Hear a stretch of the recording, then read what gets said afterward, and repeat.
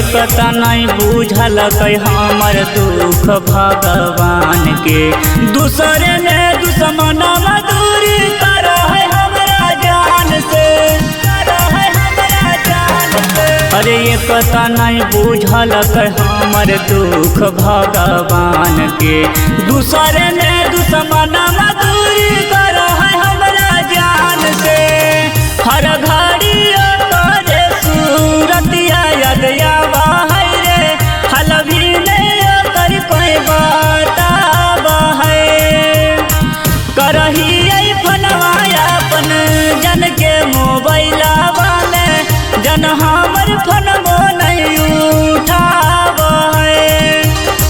हमारे आशा में पगली मड़वा पर रोवा है रे, हल भी नहीं कर कोई बतावा है।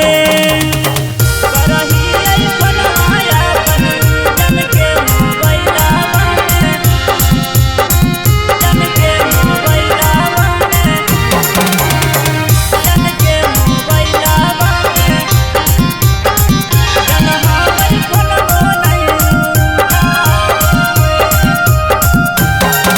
अरे जियो नाही सोनमा से हम कैले बिना बतिया, अब के पूछत हाल हमर फोनमा कर के रातिया, फोनमा कर के रातिया। अरे जियो नाही सोनमा से हम कैले बिना बतिया, अब के पूछत हाल हमर फोनमा कर के रातिया। मुकेश कुंदनवा कैसे रहतै रे ओकरा बिना, प्रभाकर के भी नहीं बुझावा है। करही